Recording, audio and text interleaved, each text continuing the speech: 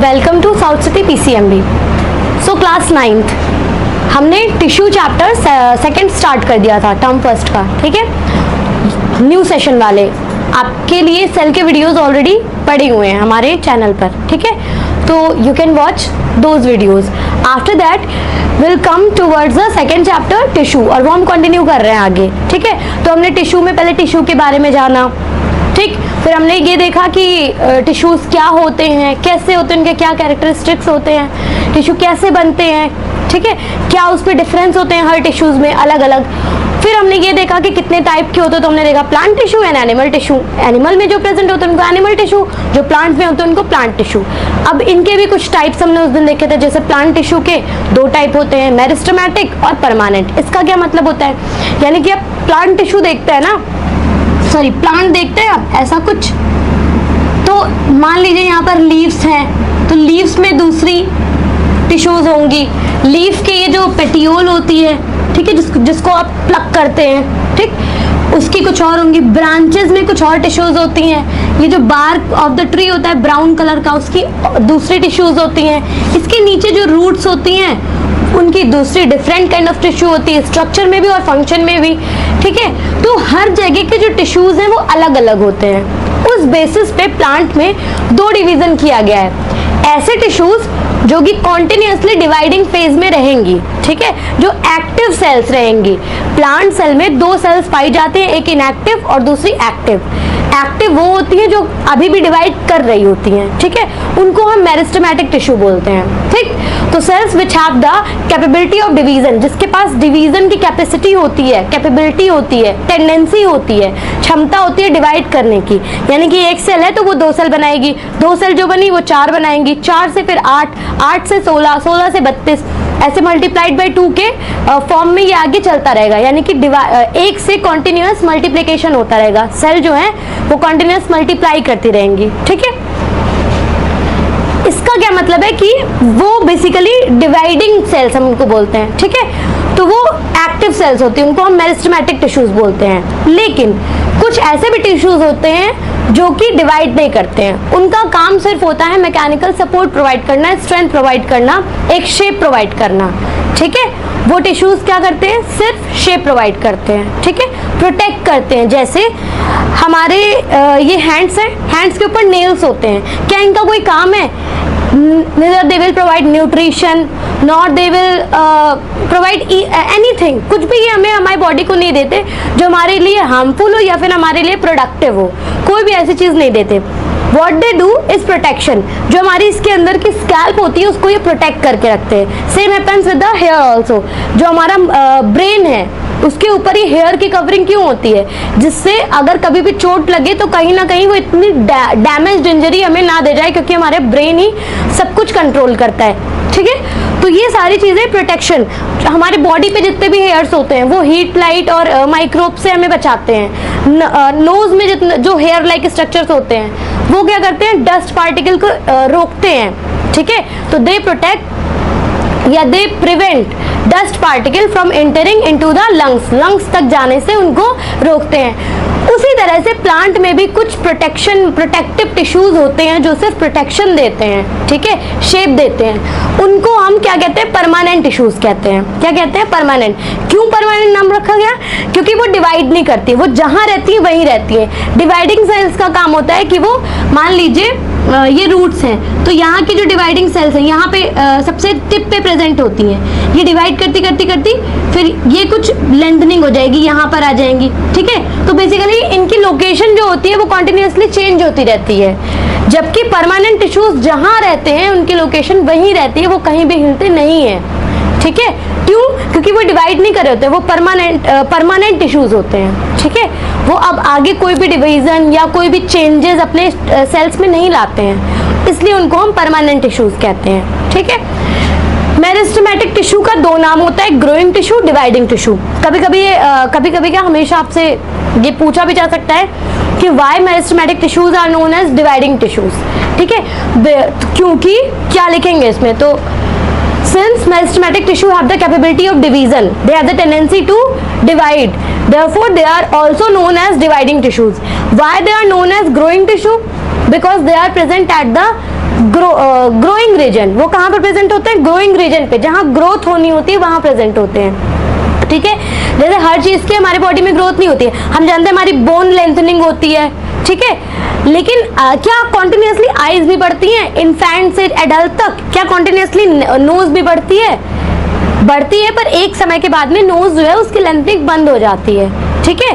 Fingers एक particular stage के बाद में फिंगर्स ग्रो करना बंद कर देती हैं, बोन की लेंथनिंग होती है। तो हर पार्ट प्लांट में ग्रोइंग स्टेज में नहीं रहते, पर जहां पर ग्रोथ होती है, ठीक है, तो since meristematic tissues are present at the growing region and they are responsible for growth, hence they are also known as growing tissue. उनको क्या कहते हैं? ग्रोइंग टिश्यू कहते हैं, क्योंकि वो कॉन्टिन्यूसली ग्रो करते हैं और ग्रोथ में हेल्प करते हैं, ठीक है। परमानेंट टिश्यू को एक अच्छा सा नाम दिया जाता है, मॉडिफाइड परमानेंट टिश्यू। क्यों कहा जाता है ऐसा? ये पूछा भी जाता है कि permanent tissue are also known as modified permanent tissue, explain, ठीक है। इसको समझने की बात यह है कि बेसिकली मान लीजिए परमानेंट टिश्यू है ये, सॉरी ये क्या है? मेरिस्टेमेटिक टिश्यू है, ये मेरिस्टेमेटिक टिश्यू है, ठीक। इनके पास होती है डिविजनल कैपेबिलिटी या कैपेसिटी, डिविजनल कैपेसिटी, इनके पास डिवीजन की कैपेसिटी होती है। ये जब अपनी डिवीजन कैपेसिटी लॉस कर देते हैं, लूज कर देते हैं, तब फिर ये क्या बन जाते हैं? परमानेंट टिश्यू बन जाते हैं। मेरिस्टेमेटिक टिश्यू जब अपनी डिवीजन कैपेसिटी खो देते हैं तो ये क्या बन जाते हैं?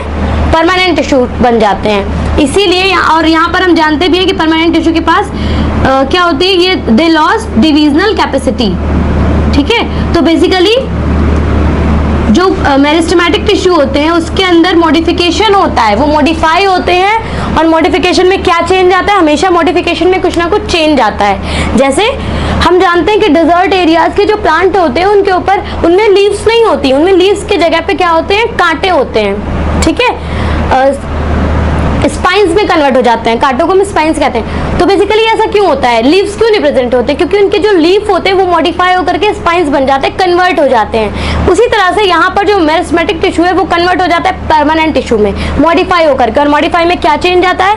ये अपनी डिवीजन कैपेसिटी खो देते हैं और क्या बन जाते हैं? Permanent tissue. इसी वजह से इनको क्या कहा जाता है? Modified permanent tissue. तो इसमें हम आंसर में लिखेंगे कि permanent tissues are also known as modified permanent tissue because permanent tissues are modified from meristematic tissue by losing their divisional capacity. अपनी डिविजनल कैपेसिटी को लूज करके वो परमानेंट टिश्यू बन जाते हैं, ठीक है। ये सारी चीजें अब जो आप में मेन चीजें पूछी जाती है वो होता है डिफरेंस, कि differentiate between meristematic tissue and permanent tissue, ठीक है। तो बेसिकली देखिए इसके कुछ अपने कैरेक्टरिस्टिक्स होते हैं। पहला तो ये हो गया कि मेरिस्टेमेटिक के पास में डिविजनल कैपेसिटी होगी। दूसरी जो इसकी सेल्स होती हैं वो कैसी होती हैं? इसकी सेल्स जो होती हैं वो कॉम्पैक्टली अरेंज होती हैं और इसके बीच में इंटरसेलुलर स्पेस बिल्कुल ना के बराबर होता है, नो इंटरसेलुलर स्पेस।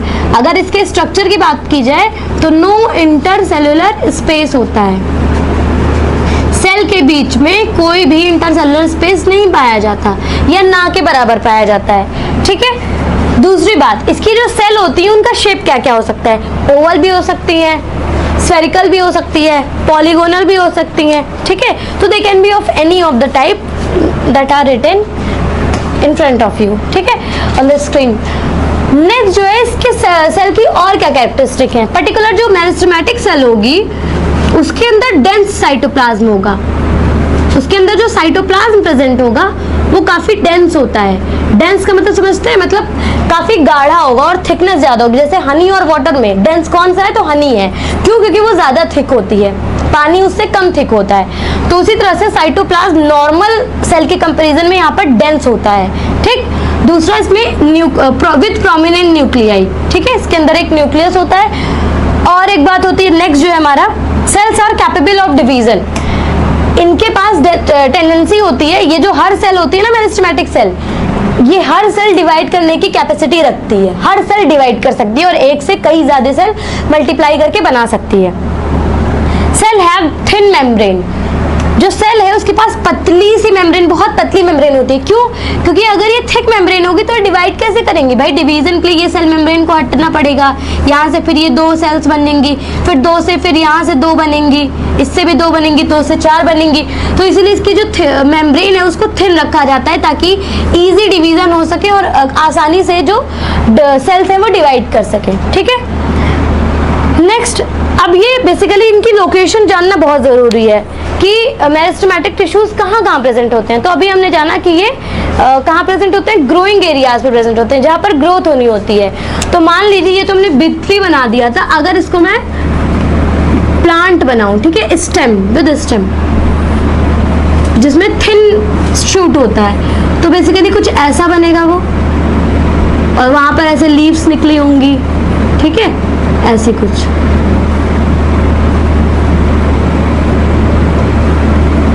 ठीक, अब बात ये आती है कि ग्रोइंग रीजन, अब बेसिकली ये ग्रोथ हो रही है यहाँ पर, ठीक है। ग्रोइंग रीजन क्या होगा? नीचे रूट होंगी, तो रूट के, अब रूट भी तो काफी डीप जाएंगी, डीप डाउन जाएंगी, जहां तक वो ग्रो कर सकती है वहां तक जाती हैं, ठीक है। तो यहाँ के इसके ग्रोइंग रीजन पे, यहाँ से तो ग्रोथ होगी, यहाँ पे तो ग्रोथ होगी नहीं, यहाँ हमेशा टिप पे ग्रोथ होती है, ग्रोथ वहीं से होती है, ठीक है। तो यहाँ से ग्रोथ होना शुरू होगी, इसके टिप पे ग्रोथ होगी। मान लीजिए ये लीव्स जैसे यहाँ पर अभी लीफ तुरंत ही अटैच हुई है तो ये काफी छोटी है। अब लीफ भी तो नॉर्मल, ये अभी न्यू लीफ है और ये ओल्ड लीफ है, तो ऑब्वियस ही बात है कि न्यू लीफ की साइज ओल्ड लीफ के बराबर होने के लिए इसमें भी ग्रोथ होगी, तब जाकर के ये उसके बराबर आएंगे। तो यहाँ इसके टिप पर भी, यानी कि हर जगह जहाँ पर ग्रोथ होनी है, ग्रोइंग रीजन है, वहां पर मेरिस्टेमेटिक टिश्यूज प्रेजेंट होते हैं, ठीक है। तो हम ये लिखेंगे they are present at the growing region, या ग्रोइंग पार्ट्स लिख सकते हैं, ग्रोइंग प्लांट पार्ट, ठीक। Example, at the tip of root and stem, stem के टिप पर और रूट के टिप पर, ठीक है, दोनों के टिप पर ये प्रेजेंट होते हैं, ठीक। यहाँ तक क्लियर है। Next will move towards the permanent tissue. तो हम ये जानते हैं कि ये परमानेंट टिश्यूज होते हैं, modified permanent tissue, meristematic tissue भी होते हैं। इनके अंदर डिवीजन की कैपेसिटी खो चुकी होती है, ये डिवीजन बिल्कुल नहीं करते हैं, ठीक है। तो ये करते क्या हैं? इनको ये प्रोटेक्ट करते हैं, ये प्रोटेक्शन देते हैं प्लांट को, ये स्ट्रेंथ प्रोवाइड करते हैं, ये सपोर्ट प्रोवाइड करते हैं, ठीक है। अदर देन डिवीजन जितने भी काम होते हैं वो कौन करता है? परमानेंट टिश्यूज करते हैं। मैच्योर्ड सेल, क्योंकि ये मैच्योर होते हैं ना, मेरिस्टेमेटिक टिश्यू जब मैच्योर होती है तो परमानेंट बन जाती है। तो matured cells are incapable of division, इनके अंदर डिवीजन की कैपेसिटी नहीं होती है, टेंडेंसी नहीं होती है, लूज कर चुके होते हैं। सेल्स आर फुल्ली डिफरेंशिएटेड, ये जो सेल्स होते हैं फुल्ली डिफरेंशिएटेड होती हैं, ठीक है। फुल्ली डिफरेंशिएटेड का मतलब, जैसे एक होता है डिवीजन, दूसरा होता है डिफरेंशिएशन। तो डिवाइड करके सेल्स बहुत सारी बन जाती है, फिर वो इकट्ठा होती हैं एक पर्टिकुलर प्लांट पार्ट बनाने के लिए, या फिर कोई भी पार्ट बनाने के लिए वो इकट्ठा होती हैं, ठीक है। उसको हम बोलते हैं डिफरेंशिएशन। तो ये बेसिकली इनका जो सारे जो मैच्योर्ड सेल्स हैं वो पहले से इकट्ठा होते हैं, इनको परमानेंट टिश्यूज कभी भी डिफरेंशिएट नहीं करते हैं, फुल्ली डिफरेंशिएटेड होते हैं। जबकि इनको डिफरेंशिएट करना पड़ता है क्योंकि इनकी लोकेशन कंटिन्यूअसली चेंज होती रहती है। नेक्स्ट, यहाँ पर हमने देखा था कि डेंस साइटोप्लाज्म था और थिन मेम्ब्रेन थी, क्योंकि यहाँ पर डिवाइड करना था, इनको डिवाइड करने की जरूरत नहीं होती। और दूसरा, ये काफी इनकी ये जो सेल्स हो, ये परमानेंट सेल्स जो होती हैं, इनको सपोर्ट और स्ट्रेंथ प्रोवाइड करनी होती है, इसीलिए काफी हार्ड टफ सेल बोल सकते हैं, ठीक है। तो टफर देन मेरिस्टेमेटिक टिश्यू ये होती है, उसके लिए इनकी जो मेम्ब्रेन होती है वो काफी थिक होती है, सेल मेम्ब्रेन काफी थिक पाई जाती हैं, ठीक है, क्योंकि इनको स्ट्रेंथ प्रोवाइड करनी होती है। सेल जो होती है ये पावर ऑफ डिवीजन लूज कर देती है, खो चुके होते हैं, ठीक।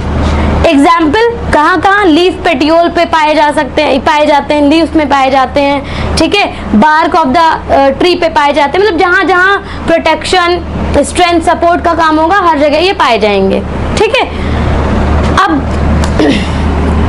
एक चीज, on the basis of location meristematic tissue को हम क्लासिफाई करते हैं, ठीक है। On the basis of division we can classify meristematic tissue in 3 parts, ठीक। वो कौन कौन से होते हैं? पहला होता है हमारा एपिकल, पहला है एपिकल, दूसरा इंटरकैलरी और तीसरा लेटरल। लोकेशन के हिसाब से 3 टाइप होते हैं मेरिस्टेमेटिक के। अब ये लोकेशन क्या होती है? लोकेशन के हिसाब से मतलब मेरिस्टेमेटिक, कौन सा मेरिस्टेमेटिक कहाँ प्रेजेंट है उसके हिसाब से 3 तरह के 3 टाइप होते हैं मेरिस्टेमेटिक के। ठीक है, तो बेसिकली ये होता है कि जैसे मान लीजिए ये स्टेम है, ठीक है, तो ये अगर आगे इसको हम बनाए तो ये शूट बन के जाएगा। अपेक्स पे जितने भी टिश्यूज पाए जाएंगे, अपेक्स का मतलब अगर ये रूट है तो ये अपेक्स टिप पे, ठीक है, ये जहां तक जाएगा उसकी टिप पे, ठीक, या फिर लीफ है उसकी टिप पे, ठीक है, यानी कि टिप पे, अपेक्स पे, टॉप पे जितने भी टिश्यूज पाए जाएंगे उनको एपिकल मेरिस्टेम बोलते हैं। टॉप पर जितने भी, यानी कि टिप पर, लीफ की टिप पर, ठीक है, एकदम last part, last corner side पर, रूट की टिप पर, शूट की टिप पर जितने भी पाए जाएंगे उनको क्या कहेंगे हम? एपिकल मेरिस्टेम कहेंगे। ठीक, जो यहाँ पर सर्कुलर उस पे पाए जाएंगे, ठीक है, स्टेम में जो सर्कुलर उसमें रिंग लाइक स्ट्रक्चर बनाते हुए पाए जाएंगे उनको इंटरकैलरी बोलते हैं। और जो यहाँ पर पाए जाते हैं ऐसे वर्टिकल, उसमें इनको हम लैटरल बोलते हैं, लैटरल मेरिस्टेम। ठीक है, बाकी इन सबको तो ये एपिकल अपेक्स पर प्रेजेंट होते हैं, ठीक है, अपेक्स या फिर टिप पे प्रेजेंट होते हैं। Intercalary between the internode present होते हैं।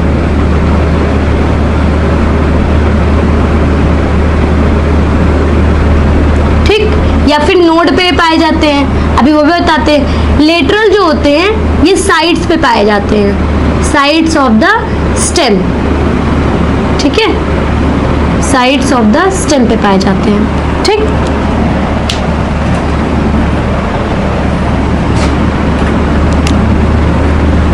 अब बात ये आती है कि जो पूछा क्या जाता है इन सब में, एपिकल, इंटरकैलरी और लेटरल में पूछा क्या जाता है?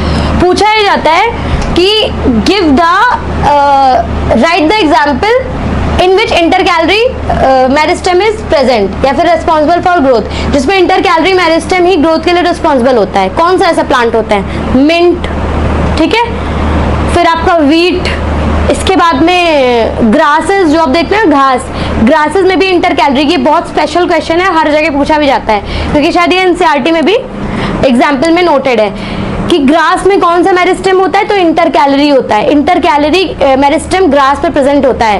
वो पूछ सकते हैं, ग्रास को भी पूछ सकते हैं, वो इंटरकैलरी मेरिस्टेम को भी पूछ सकते हैं। ठीक है, जैसे वो कहेंगे which meristem is present in grass, तो इंटरकैलरी। ठीक है, in which plant intercalary meristem is present, then grass will be the answer. ठीक है, तो ये इन इंटर कन्वर्जन करके क्वेश्चंस आते रहते हैं। फिर अब ये बात होती है कि बेसिकली ये करते क्या है, तो अपेक्स पे, टिप पे जितने भी प्रेजेंट होते हैं वो उनकी ग्रोथ करते हैं। जैसे रूट की टिप पे प्रेजेंट है तो रूट की ग्रोथ करेंगे, लेंथनिंग, बेसिकली ये क्या करेंगे, लेंथनिंग करते हैं। पूरे प्लांट की जो लेंथ बढ़ती है वो एपिकल मेरिस्टेम की वजह से बढ़ती है। ठीक, जो गर्थ बढ़ती है यानी कि जो थिकनेस बढ़ती है स्टेम की, वो इंटरकैलरी और लेटरल की वजह से बढ़ती है। वो किसकी वजह से बढ़ती है? इंटरकैलरी और लेटरल की वजह से।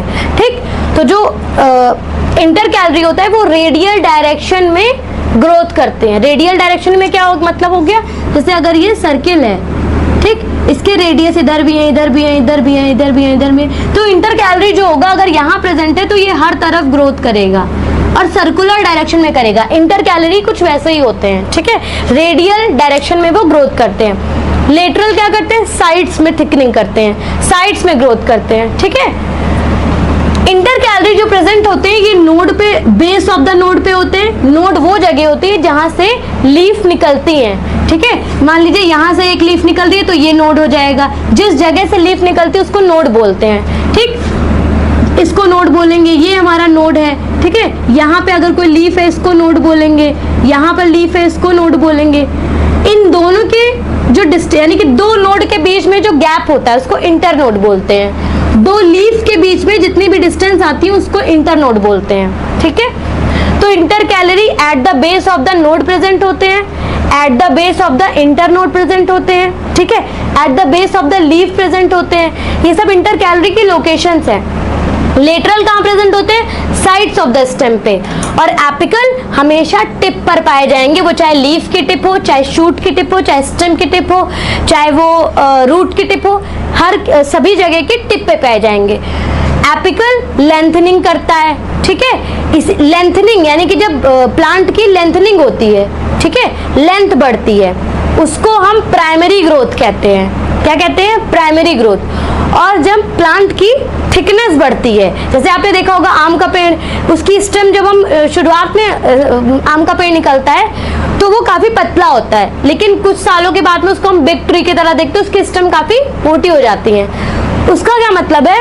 वहां पर क्या हुआ बेसिकली, वो थिकनेस, वो सेकेंडरी ग्रोथ होती है। स्टेम की जब थिकनेस बढ़ती है उसको सेकेंडरी ग्रोथ कहते हैं, और लेंथ बढ़ने को प्राइमरी ग्रोथ कहते हैं। तो ये भी आता है कि प्राइमरी ग्रोथ के लिए कौन रिस्पॉन्सिबल होता है? तो apical meristem is responsible for primary growth.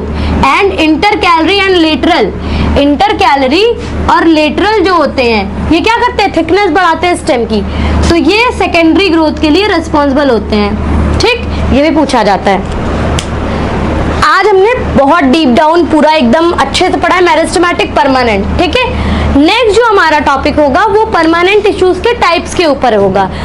आप जाएंगे तो देखेंगे सिंपल और कॉम्प्लेक्स, फिर उसमें भी डिवीजन करते पूरा हम एक्सप्लेनेशन उसका पढ़ेंगे। आज आप जाएंगे, जितने भी क्वेश्चंस मैंने इसमें बीच में बताए डिवाइडिंग टिश्यू क्यों कहते हैं वो सारे आप नोट डाउन करेंगे, पूरा नोट करेंगे इसको, and we'll meet in the next lecture. Thank you so much for watching the video.